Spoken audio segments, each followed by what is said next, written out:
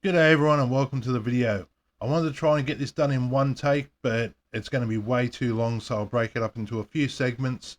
This video is going to do steps 1 to step 13.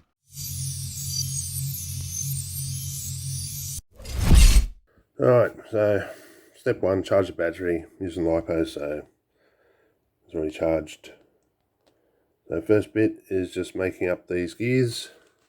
Okay, so for the first step, which is step 2, which is actually all 3 of these panels here, pretty big step. You're going to need these parts. I've got 3 different drive shafts, 2 of these, there it is, C-clips, E-clips, E-rings, 2 of the 2x10 pins, as well as the 2x8 and 6 bearings, as well as all 4 of these gears here. At the end of step 2, we now have our gears built up like this, and I made a little boo-boo. We need 3 of the 3x10 shafts. My side's getting worse and worse. I've also set this up down the bottom here. It's in the shot. That shows you the low speed ratio of how to make it, which is swapping around this gear and this gear to how they're shown here. So I did that. As I said, I want this to be a nice slow moving truck, not a race truck. Okay, step 3, you're going to need gearbox parts, our gears that we made up, as well as all this hardware. And I'm going to crack open the rubber cement. And at the end of step 3, we have the, I guess you'd call it the transfer case part of the gearbox built. It does turn very nice and smooth, as it should. But I must say, this is one of the most testing Tamiya steps in a kit that I've come across in a very, very long time. There's no real direction as to what gears to put in first. You can't get this bearing in with the middle. Let's see a bit better. You can't get this one in with this one in place, but you can't get that one in place with that one in place, so you sort of have to jiggle them in at the same time. I don't know why they tell you to put rubber cement on this one that's got the captured screw sitting there, because it's captured.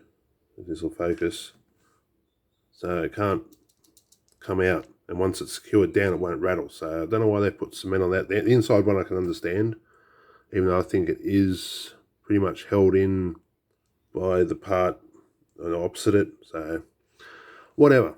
Step 3 is done. The gearbox is almost complete. Just got to do the spur gear now, a few other bits. So let's go on to step 4.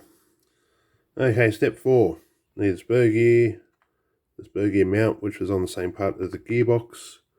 A couple of 3x8s, another one of these little 2x6 screws, and a pin, as well as the gearbox that we've done. And at the end of step 4, we have it like this. The spur gear mounted. This screw was kind of a pain to get in there, as well as the shaft.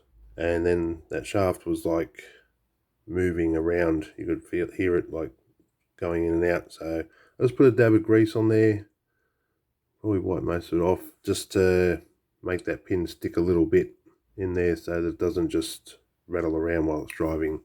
Even though I'm probably going too fast to worry about that, but yeah, not my favourite way of securing a pin, but I don't intend to be taking this apart anytime soon, so hopefully it stays there for the time that it's always running. Alright, next up to step 5. Okay, step 5, which is down at the bottom of the page here. Going to need our gearbox up to now, the front plate and motor mount. Not that one, this little cap part. And 2 3x12s, a 3x10, one of these little 2x6s, 2 more of the 3mm nuts, and a 2mm washer. Okay, there's step 5 done. Also, it was 3 of the 3x12 screws. I'm really having trouble seeing these instructions and the numbers. But anyway, that's that step done. You'll notice anyway, I was building and going, hang on, why is there so many screws shown in the instructions, but I've not got that many screws? Okay, and the other thing, they want you to use the rubber cement to glue this bit on. Well, I mean, rubber cement only just sort of holds, it doesn't permanently glue, so I did it as neat as possible. It's starting to firm up a bit now, but yeah, that's interesting. It does snap on pretty well, but it does move around and rotate, so I guess they're worried about it falling off if you're bumping around on a bumpy trail. Okay, next we're on to step 6, which is basically putting the pinion on the motor. So here's the parts that they say to use, which is the standard Tamiya pinion. However, I've got a whole range of racing hard-coated pinions. Those Tamiya pinions are known for being a very soft alloy and they wear out fairly fast. I've got the heat shield, which I'll put on. And I'll also decide to put in for the minute the 55 turn motor, as I don't want it going too slow. I want it still to actually move, but start off with this one. If it's still too fast, then I can go down to the 80 turn. The other thing is, because this isn't the standard motor, that plate's going to move around, so until you actually get it mounted, well, it should fit over the pinion gear, yeah. So I'll leave that off until the next step. 14mm, I said, from the flat of the motor to the top of the pinion. I just wedged that on there where I thought it would go and got it first go. So anyway, that's step 6 done. Pinions on the motor. I said dust shield I'll do next in step 7. Okay, so step 7, you get to use the motor bridge to secure the motor down. Also need the last part of the gearbox. Once you've got that heat shield there, still need an extra 3x8 screw to hold the cover on. We have motor and gearbox. So I'll be back when this is all done. Okay, there's step 7 done. Got the motor attached and the cover on. Just make sure you mesh set before you put it all on. So yeah, that's step 7 done.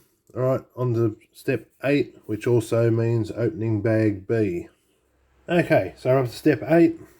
I've already opened up bag B. We're going to need a whole bunch of these parts to make up part of the chassis. And a whole pile of screws. Now I'm not sure, even though I've got the aftermarket low pivot balls, low friction metal ones, this is needed just for the battery holder, so I'm not sure if that's included in the kit. So for the minute I'm just going to put the plastic one on this, and because it's only on the battery, it's not like it's a major stress item, so I'm happy to use that.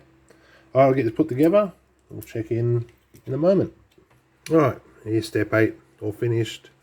Just attaching this front plate and then this back battery box and the battery holder. It went together very smoothly. Okay, so step 9 is putting the side rails on the chassis with a whole bunch of hardware, including a bunch of the nuts that are going to have to be glued in place. Before we get right into it and finish off the step, I just want to show you, so I've been using the rubber glue.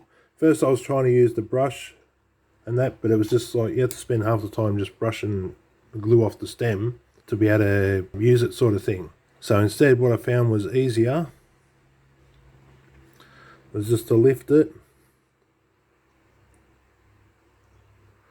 and just to dip the nut on the side of the shaft there, and that's enough glue, because you only want this is just to hold it in place until you've got the screws in and everything. And then with that done, there's one on this side, no, the other side. Then when you drop it in, it's nice and neat because you've just got that little bit of glue on the one edge. I just found that made it a lot neater. Okay, and that's step 9 done. That went together a lot easier and faster than I thought it was going to.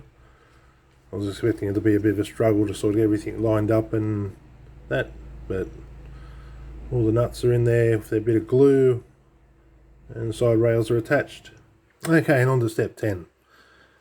So this one, I'm going to need this black part between the shock tower sort of thing, or is the shock tower shock mounts, a couple of the metal channels, and these C3 plastic parts are sort of going to lock in, and 4 of the nuts, and 4 of the, what is it, 3x8 screws,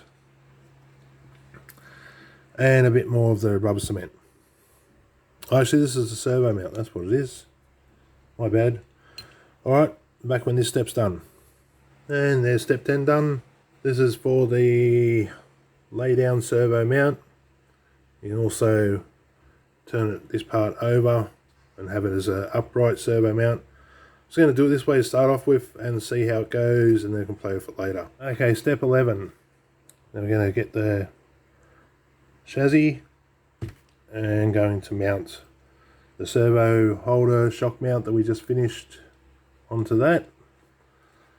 And here's the small amount of hardware we're going to use for that, including these split washers. Haven't seen them for a while. Alright, that was a super quick step.